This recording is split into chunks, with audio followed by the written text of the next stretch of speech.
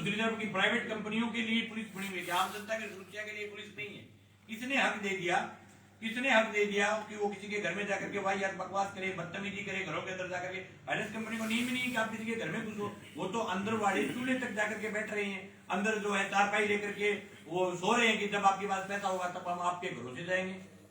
ये finance company जो हनुमानगढ़ में जैसे कर रही है, तो इस तरह के और जिले आसपास के जिलों में कहीं हुई है क्या हनुमानगढ़ में ही कर रही है? ओनली कुर्की की कार्रवाई हनुमानगढ़ जिले में भी है। फाइनेंस कंपनियों की दादागिरी या अपने पास के जिले चूरू में भी लगातार जारी है, बीकानेर में भी जारी है, गंगानगर। कुर्की की कार्रवाई सबसे ज्यादा राजस्थान में 1 नंबर पर हनुमानगढ़ है, 1 नंबर पर हनुमानगढ़ है।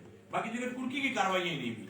और अगर कहीं भी हुई है कुर्की की कार्रवाई तो जैसे कोई मतलब कोई बिजनेस लोन है, जिनका कोई धंधा चल रहा है, काम चल रहा है, वहां जरूर हुई है। लेकिन आवास लोन जहाँ आदमी रहता है, किसान के ऊपर कोई सिंगल कार्रवाई राजस्थान के बाकी जगह नहीं हुई।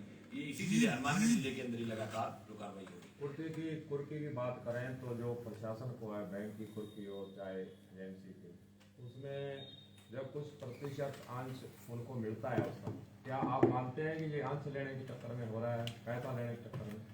नहीं, वो तो जो है वो जो कुर्की की जो कार्रवाई जो करते हैं रोड़ा एक्ट में जरूर हमें लगता है कि भाई इनको 5% का चक्कर रहता है।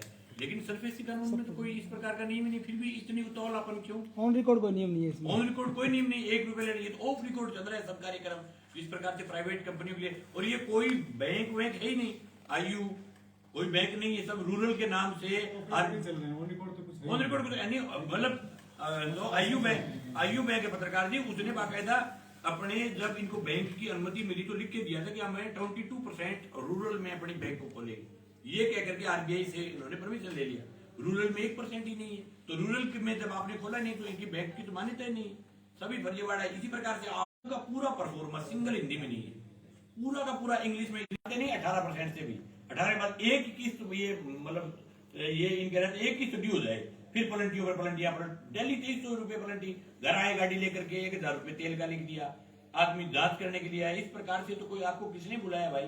दूसरी बात, जब आप लोन देती है कंपनियां तो आपको ये किसी आदमी को लोन दे रहे हो तो ये तो देखना चाहिए कि इसका मकान जरूर है, लेकिन जब हम वापस किस्तें लेंगे तो इसके पास कौन से संसाधन है, क्या नौकरी है जिससे ये प्रति महीने आपको 20,000 रुपए या 30,000 रुपए देगा। आप देख करके लोन देते हो, तब ये कोई नहीं देखते। इसलिए नहीं देखते कि इनका किस्तें लेने की लक्ष्य ही नहीं है, इनका अगले का मकान छीनने का लक्ष्य है। ये जयपुर में इन्होंने जरूर फाइनेंस कंपनी शुरू में क्योंकि जयपुर बड़ा सिटी है, मेट्रो सिटी के टाइप में होने के कारण वहां जो है आपस में एक दूसरे के कारण लोग इकट्ठे नहीं हो सकते। जयपुर में आयु फाइनेंस ने कई मकानों के ऊपर इस प्रकार से बेशकीमती जो जगह थी उनके ऊपर इन्होंने कब्जा जमाया। कब्जा जमाने के बाद एक मोटरसाइकिल लोन का काम किया ना आयु फाइनेंस के मालिक ने, एक छोटी सी दुकान के अंदर, और आज ये 1 लाख करोड़ के आसपास का इसका टर्नओवर है। कहां से आ गया इतना पैसा इतने थोड़े से टाइम में?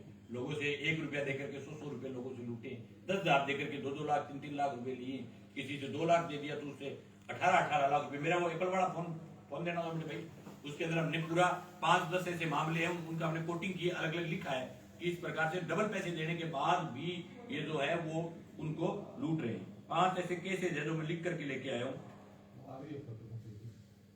और उनकी बाकायदा हमने फोटोकॉपी करके भी मंगाया।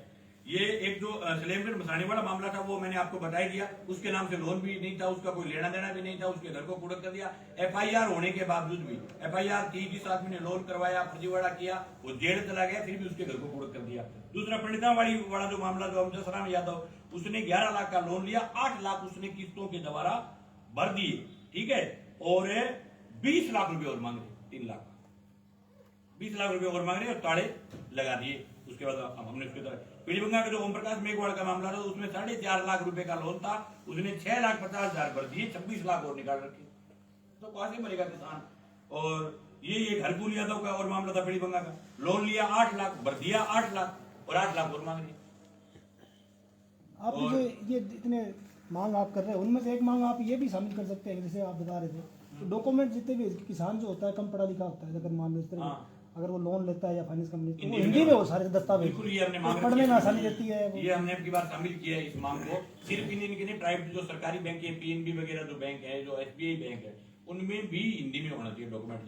जब आप बार बार हिंदुस्तान के लाल किले से आप बोल करके कहते हो कि देश की मातृभाषा हिंदी है, तो आपको ये जो बैंकों के अंदर आपको कहाँ जरूरत पड़ गई कि आप अंग्रेजी में जो एक इतनी बड़ी किताब पर आप जगह जगह लिखवाते हो, और हिंदी में अगर ये बना हुआ हो तो 60% किसान बैंक में आया वो वापस चला जाएगा। वो आदमी मजदूरी कर लेगा, दिहाड़ी कर लेगा, लेकिन वो लोन नहीं लेगा। जब वो अपनी जमीन का ये देखेगा कि मैं आज से आपकी जमीन जो बैंक की गिरवी है, और जब आप बैंक चाहेगी उस दिन आपसे कब्जा ले लेगी, इस प्रकार की शर्तें इन्होंने लगा रखी है, तो वो लेगा नहीं। और इसी प्रकार से फाइनेंस कंपनी ने, ये तो डायरेक्टली लूट का जो है वो कार्यक्रम है। अभी एक कोई प्रकरण आया हुआ था अनूप बेड का, उसको बता रहा हूँ। इसी फाइनेंस कंपनियों के तरीके से लोगों ने नकल करनी शुरू किया। वहां कोई बजरंग दल का लीडर है सुनील गोदारा नाम से, उसने 1000 लोगों को साथ फर्जीवाड़ा करके 1-1 लाख देख करके उनके साथ एग्रीमेंट कर लेते हैं गरीब आदमियों के साथ। 1000 लोगों को उजाड़ा, 1000 लोगों